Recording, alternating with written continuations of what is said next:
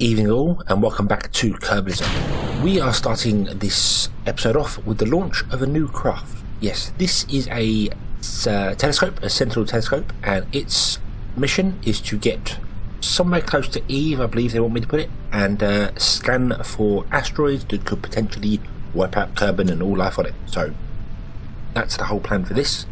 It's a very simple craft with nothing on it other than the telescope, really. It does have a nuclear end stage, so hopefully we can get it to where it needs to go, and then hopefully it can spot all those nasty little potato roids that are out there and save us from ultimate doom.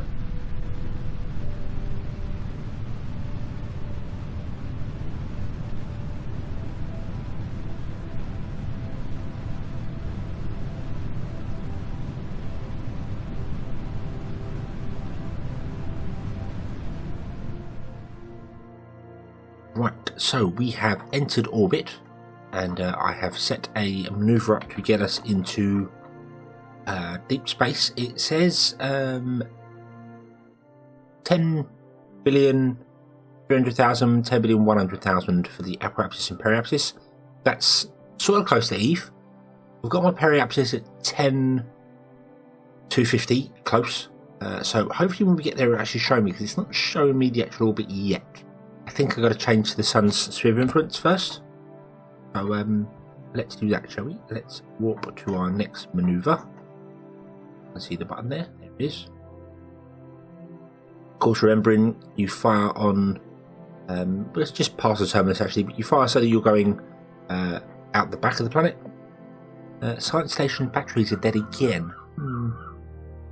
It's okay because it comes around to the sun pretty quick. Might have to talk about that. Might have to expand the battery capacity on the science station.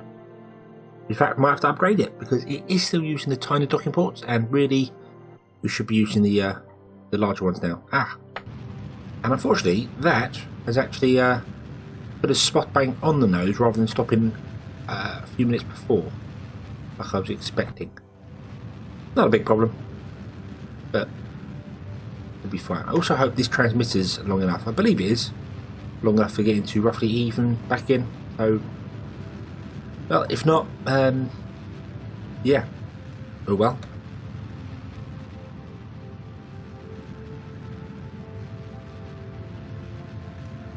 And there is my periapsis where I roughly want it to be. So all I've got to do is now break Kerbin's sphere of influence, which would involve speeding up time, and interestingly we can do actual science reports. Well, I'm never going to bring them home, so you might as well. I can't transmit them. Okay, so this is going to have loads of science reports on it we're never going to be able to recover. I did not know it was an actual scientific piece of equipment. I did not know that. Very interesting. Oh well. Right, so once again, science stations run out of batteries. Exactly a great deal I can do about that, unfortunately. And again, yeah, we'll definitely have to look into upgrading the batteries on that, I think, because this is going to become annoying.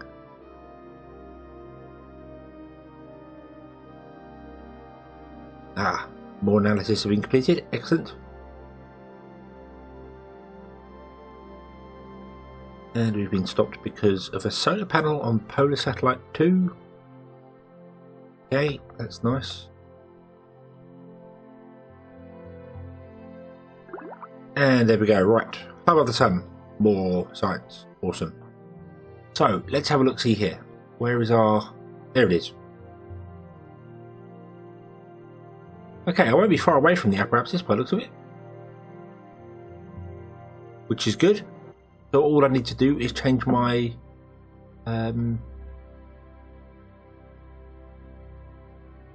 periapsis down to sort of match the around to there, and then try and change my orbit to something like that. And that is pretty much close to what they want, so that's probably going to be acceptable. But that moves in 185 days, so we can't complete this contract for a very long time. And I actually want to send it radial in but the solar panels get this some first. We do still have loads of fuel on this. It's got a complete tank there with the liquid fuel, which I expected to be using. I didn't expect this to go as far as it did, but it did, so not really going to complain there. And yeah, I suppose we shall set an alarm for that one. Give me 10 minutes beforehand, please. There we go. That's after our dual probe has its manoeuvre, and we shall, I think, look at trying to upgrade the science station so that its batteries aren't as struggling as they are at the moment, because that's not good for our Kerbals if they keep running out of life support. Right, so I seem to see the problem here. Our science station, with everything on it at the moment, how it goes, runs out of power in about 10 minutes. And it takes about 11 minutes to go around the dark side of Kerbin and come out the other side. Which obviously means for a minute or so they're out of power.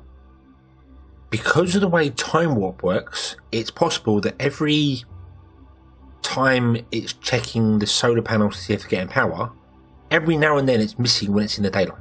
So that would mean that it thinks it's in the dark for twice as long as it normally is, which obviously causes problems. So the only way I can think to cure that is to bring up some more batteries. I do want to change this whole system up though. I want to change this to be larger, to use the larger docking ports. Well, if you don't have the very large ones, which would be ideal, but we don't have them yet. So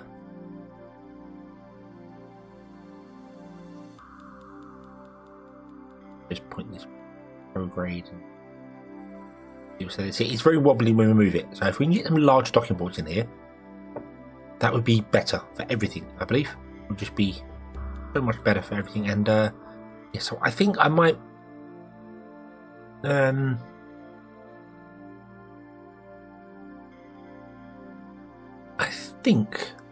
send up a new station core, park it near this, and transfer bits over with an engineer. We'll have to send up well, anyone really, send up an engineer or two, and try and build a new station in orbit using parts of this one here. Obviously I want to grab bits and move them around. We have got plenty of Kerbals here.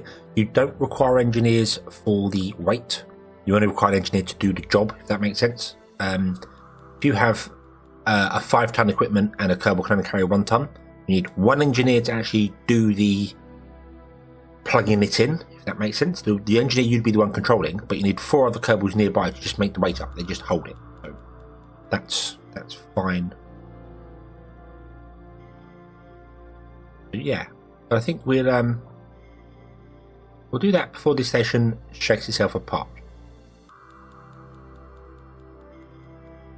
Of course, to launch something like that, we are going to need to upgrade our launch pad, because the 140-ton limit is just too low. I need more than that to get things into space, so I think we're going to do that. You can see I've got a few flags here. That's purely for the camera mod, so I can point at different things and get some cool shots. But yeah, so let's upgrade the launch pad. Ba-bom.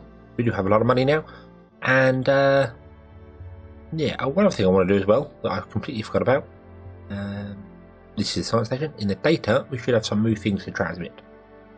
That will unlock some new things for us from there. I did unlock a few new things in the research tree. Just fast forward time and have a look, see if I can get all them in. The transmission is really quick for some reason. Seems oddly fast.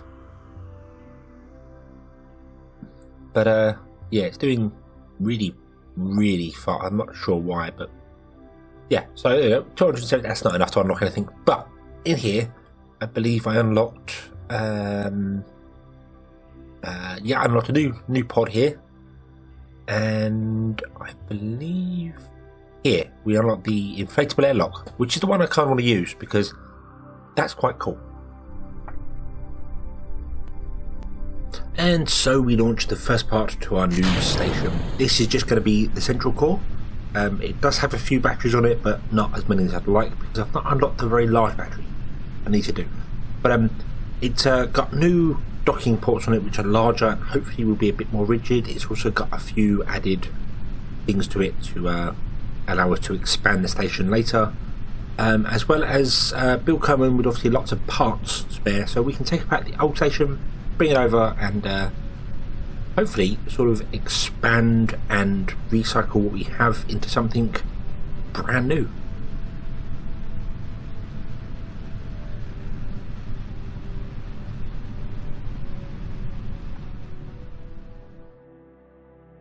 And after jumping out of time warp at just the right second, I am 20-ish meters away from the station. I did not plan to get that close that quickly, but yeah. Being impatient with time warp, usually really bad, but this time it seemed to work.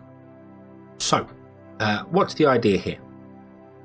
Basically, I'm going to have this here as the main core, and damn it, can I? Oh wait. I just fired the engine by mistake there. That was foolish. Can we slow down and come back down here just using RCS? That would be great if we can.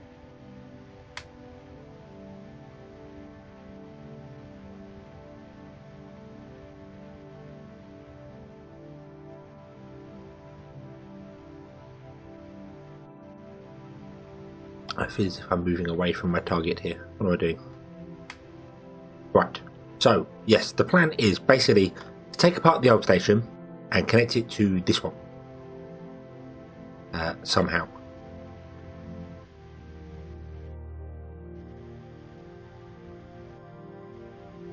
Right.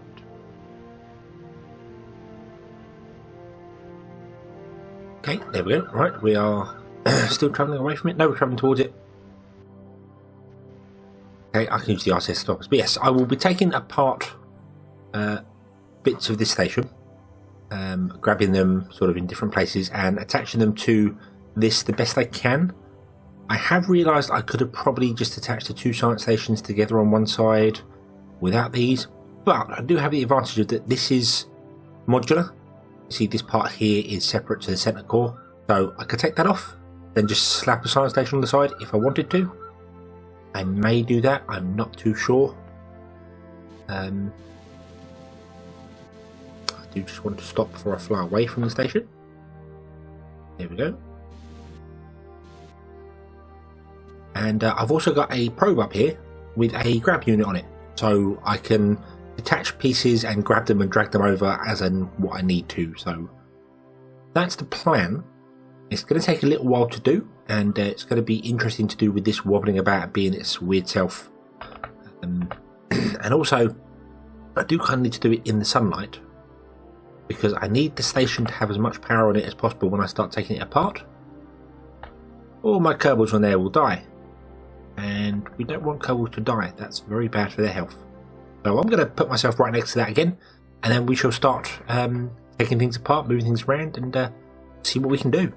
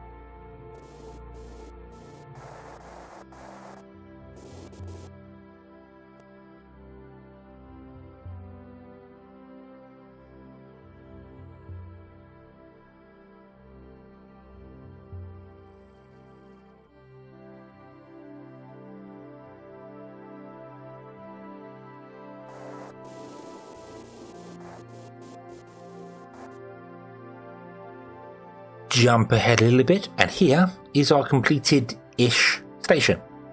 This is actually about a week after I recorded the last bit.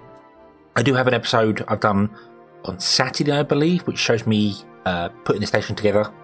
And I've actually been ill for about a week, so I've not been able to record. So the beginning part of this episode was done about a week and a half ago. This is now being done here. So, yeah, this is the completed, as I said, ish station. The science bay that is attached very precariously here and has some odd things going on with it. Though the Kerbals that are inside it are fine with life support. As soon as they get out, apparently they have no oxygen. So I'm not sure what's going on there. But that weighs just over 11 tons, which means I need 12 Kerbals to move that, to attach it to here. So I need to send up a lot more Kerbals, which means I need more Kerbals, because I don't think I have 12 in my station, my space administration building. What is it? Space program. Yeah, I don't think we have 12 in the space program yet. So yeah, but this is doing pretty well. These expandable crew hatches are pretty cool. I quite like them actually. They're quite nice. So yeah. We have been transmitting lots of data back, and the battery system is completed as well. This obviously has a lot more batteries on it, as I think it lasts around to the night side. I think it lasts about 20 minutes in the dark side, and it takes 10 minutes to go around there because we're on a slightly higher orbit. 90 and 90. No, we're not. No, we're not. That there. I did make a decision that I was going to move the old station. We're going to put the new station at 100k and move the old station to the new one. And then I changed my mind because the old station was really, really rickety. So yeah. Yes, this is obviously it's got about 20 minutes, half an hour battery power, which I've skipped past there. But as you can see, it comes back into the sun with loads of time left on it. So it's all good now. It's absolutely fantastic. We are burning through our data. Yep, I can transmit another one back, which means we're going to have lots more science. I'm still confused by the speed that it's transmitting at. Seems as if Kerbalism got a real boost to its aerial capability, which I find quite ironic because I don't actually think I have any antennas on this.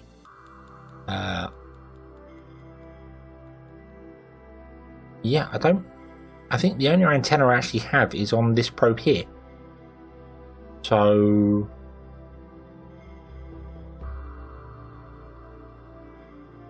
may have to bring one of them up actually, now I think about it. Yeah, I don't think this has an antenna at all. But hey-ho. Obviously we have the escape pod there to go back, so we're all good. We're all good here. So, what are we going to do next? Well, our alarm clock says that our Duna window comes up in 3 days. So maybe it's time we turned our sights over to the red planet. I do also want to build something to grab the debris that I've got going around here, but I might wait till we got iron power to do that, which is a long way along in the tech tree, I know, but doing it with standard rockets is going to be difficult to say the least. And apparently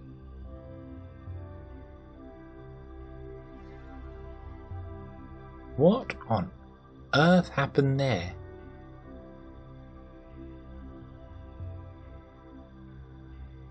Okay, I wasn't going mad then. There was a random bit of debris out in stupid distance away, the Moon Explorer. Was that out there? Or am I going mad? Okay, I don't know. But yes, let's might have to look at that on the track station. But let's turn our sights to the red planet and let's go and explore a bit of Duna, shall we? So just a quick check here in the tracking station. There is a bit of debris. Apparently our Moon Explorer 1 debris, which would be one of our very earliest probe parts that we sent out, is on an escape trajectory out of the sun. It's... I can't zoom out any further than that, I'm afraid, but there's all the planets and everything down there, and this is a long, long way away, and I don't know how it's managed to do that in 184 days. So Yeah. I'm not going to destroy it. I'm going to leave it, and I'm going to see what happens. Because you never know. It might go off and fall into a black hole and then come back, and James T. Kerman will have to stop it. The time has come to launch our scanner to the Red Planet. This is jam-packed with every science experiment we have that can be transmitted. I chose not to do any goo or science experiment because I don't really foresee this being recoverable. Just getting to Duna and having a scan, maybe even doing a bit of Ike as well. We'll see when we get there. But yeah, it's jam-packed with everything we currently have, state-of-the-art technology, and he's hoping it makes the journey, because I realised after launching this that didn't actually change anything to be high quality. So maybe Kerbalism's going to make me pay for that one. Not sure.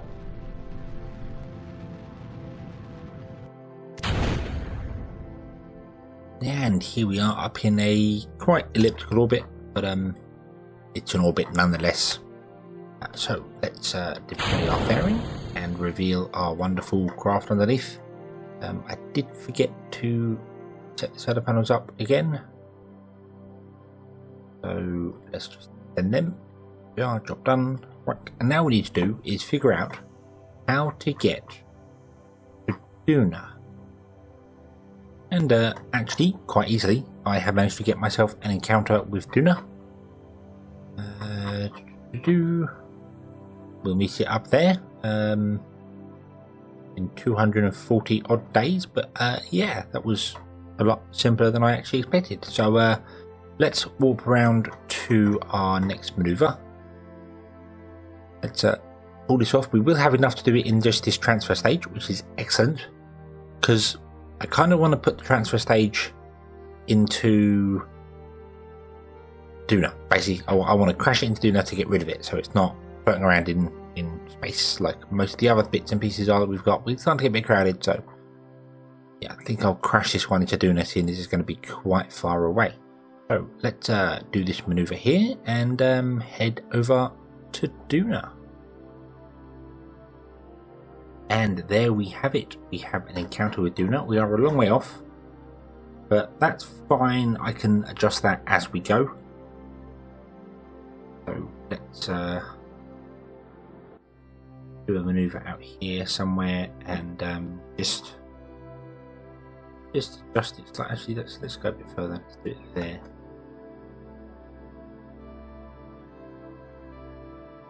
We can just adjust it to put ourselves in a bit closer. We do need to go into a polar orbit. Be ideal. What's that? That's an encounter with Ike. That wouldn't necessarily be a bad thing.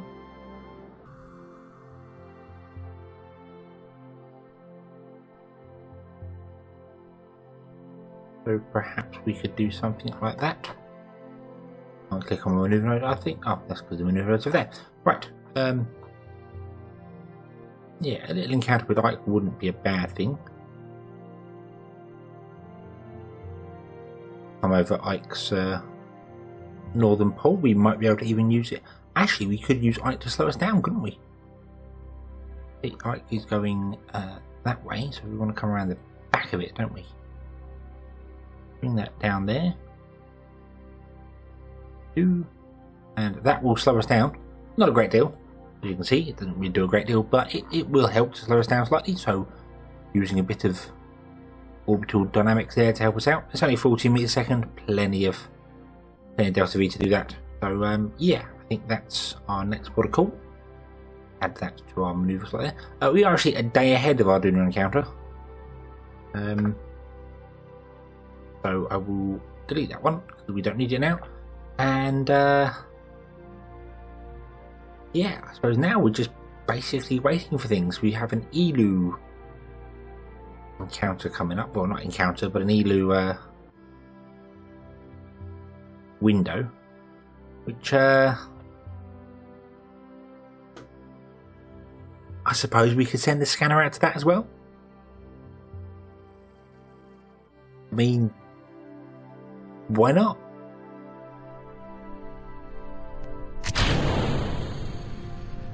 So I've actually decided to launch a second mission to Duna. This is another probe with the materials bay and some goo containers. The reason for that is that I want to complete the contract we have and then also bring them back so that we can get a little bit of extra science. I know it's going to be a long trip to go all the way around and come back again, but just thought, why not? It's essentially the same craft, just without all the other science experiments on it and just the materials bay and goo containers.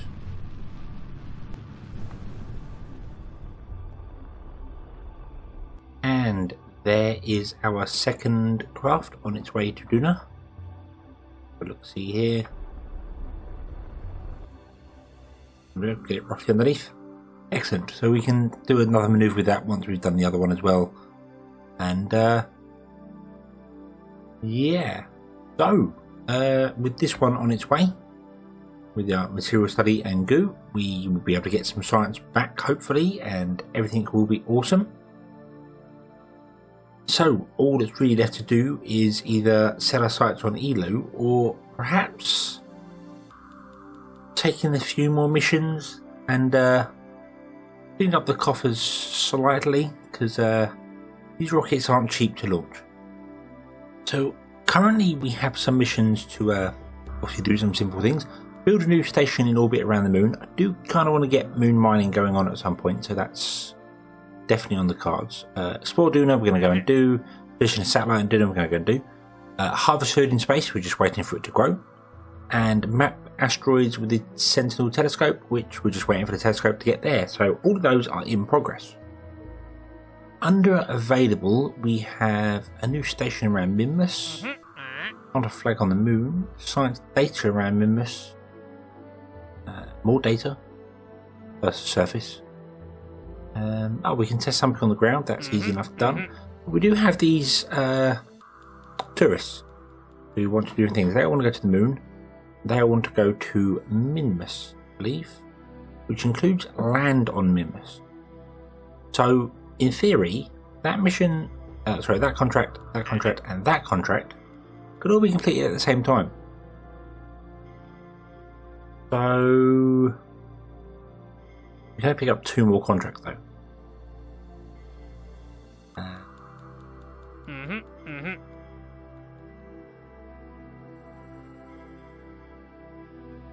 The drawback to that is it doesn't look like it's a lot of funds. 714.21, about 100,000. That's not 100,000. That's about 85, 86, maybe 90,000. Less. That's less. So 400,000 maybe for that. I'll tell you what. I'm going to have a play with these. I'm going to have a look, see if I can get any other things going on there.